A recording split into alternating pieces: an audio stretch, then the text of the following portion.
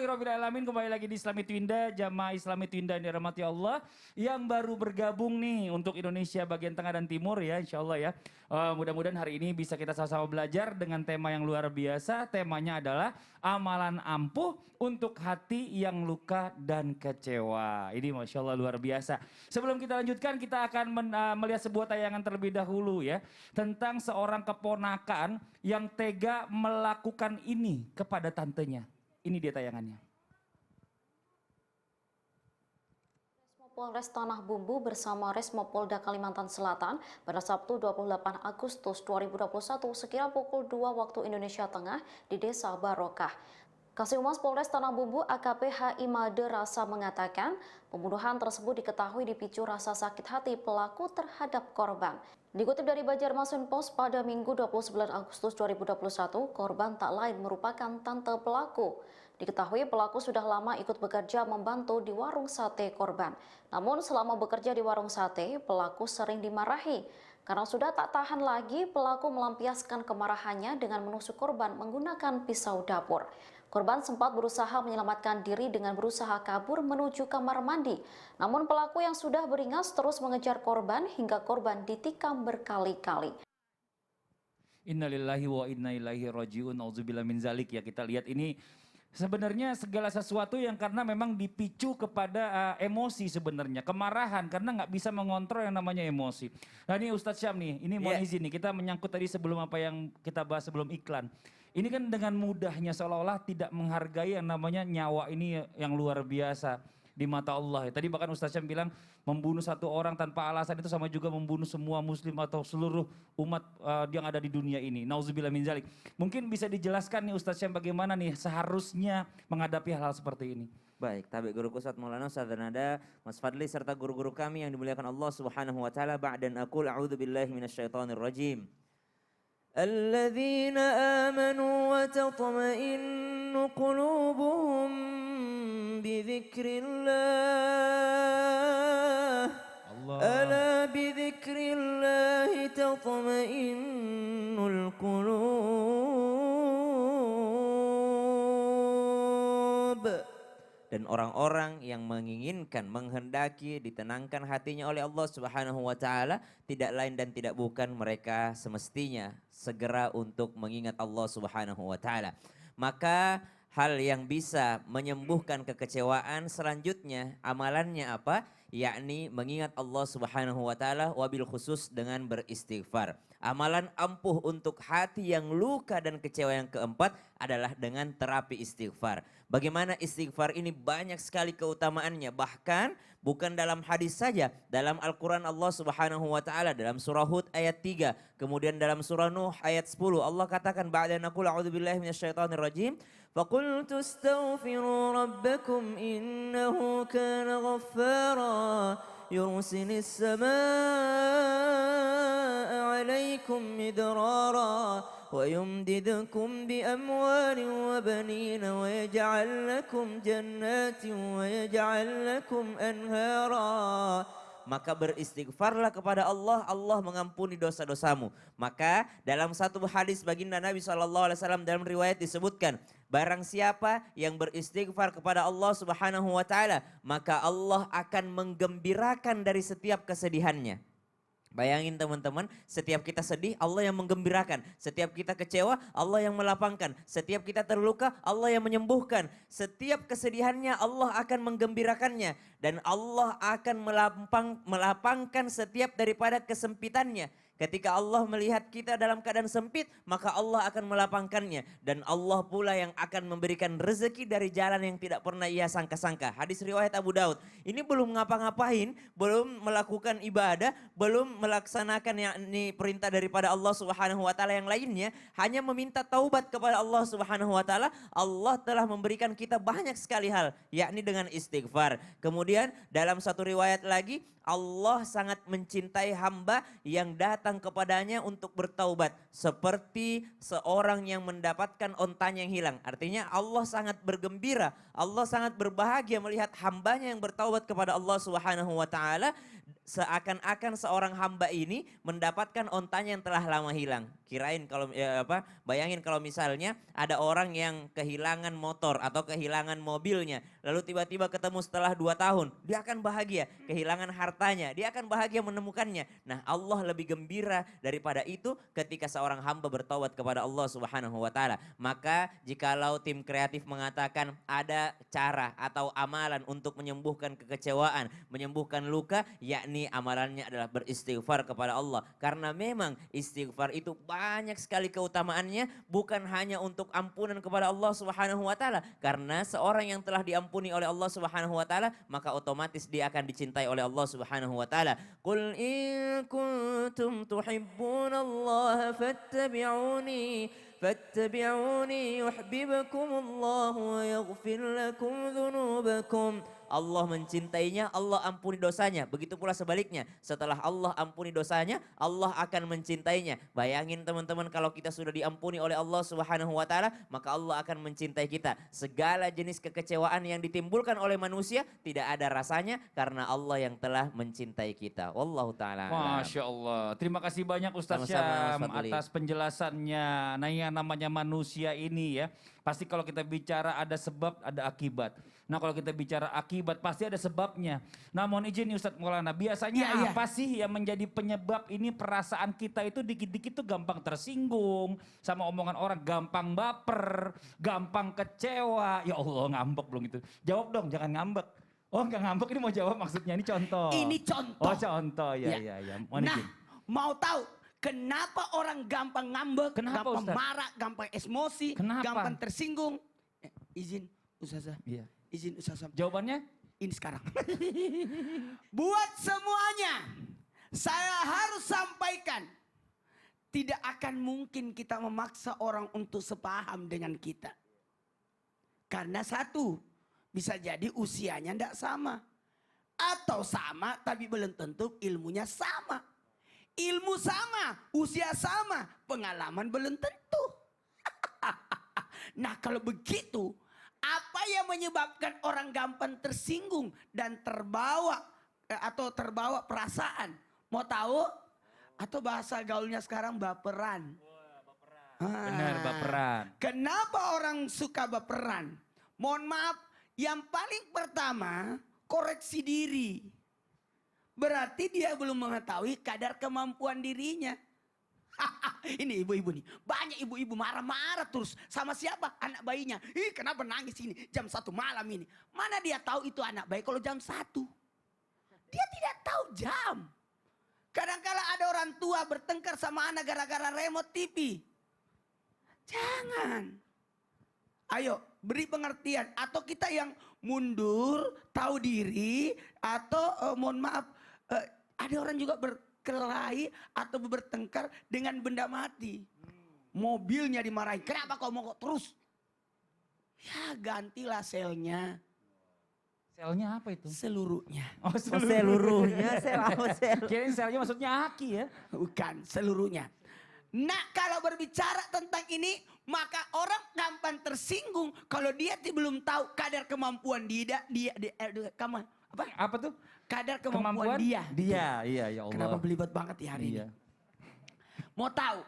Yang kedua, kenapa orang gampang tersinggung atau baperan? Karena mohon maaf, dia sendiri yang merendahkan dirinya.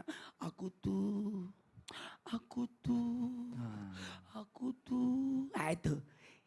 Mohon maaf, merendahkan diri mungkin itu tawadu. Tapi rendah hati, Minder namanya. minder. Jangan minder.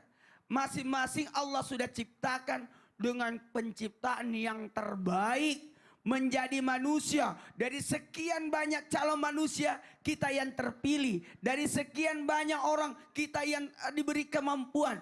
Nah, kalau dalam hal ini, ayo besarkan diri kita dalam hal ini, hati kita. Berikan, ayo semangat, semangat. Kita bisa, kita mampu, kita bisa, kita mampu. Camkan itu. Karena kita sudah terpilih. Sekali lagi, kita terpilih menjadi makhluk yang paling mulia, yang namanya manusia. Dan yang terakhir, mohon maaf, ini catatan besar buat kita. Kenapa orang banyak baperan, gampang tersinggung, gampang bawa perasaan, Nah, ini disebabkan karena terlalu berharap kepada manusia. Ini bahaya. Kapan kita terlalu berharap kepada manusia, maka timbullah kekecewaan. Nauzubillah min zalik. Jadi Karena dia itu, sendiri punya kekurangan kan. tadi banyak alasannya ternyata ya buat jamaah Iya. Islam itu yang ada di rumah. Dan terakhir tadi jangan terlalu berharap kepada manusia. Karena Berharapnya sama ujung-ujungnya, Allah. kalau manusia ujung-ujungnya pasti akan kecewa. Iya. Sekali kau dibantu, dia kasih. Dua Iya. kalinya kau diomongin. Tiga Iya. kalinya ditutupin pintu. Nauzubillah min zalik. Nah sekarang kita lanjut lagi nih buat jamaah Islam itu yang ada di rumah yang mungkin sudah banyak mengirim pertanyaan nih yang udah nggak sabar dijawab. Langsung aja yuk kita masuk ke segmen Tanya Dong Ustadz. Kami semua tanya dong Ustaz. Oke kita masuk ke Instagramnya Islam itu Indah. Ini coba kita udah connect nih ya. Yang di rumah bisa baca juga nih. Langsung aja dari Sulistiawatia. Assalamualaikum Ustadz Ustazah. Saya kecewa dan sakit hati karena tahu suami mana tuh tadi tuh? Suami mana nih? Oh nih menceraikan saya. Hanya karena perbedaan umur dan suami pergi meninggalkan saya dan anak-anak demi pelakor. Dan pada usia pernikahan kami sudah 20 tahun. Selama hampir 1 tahun kami tidak dinafkahin.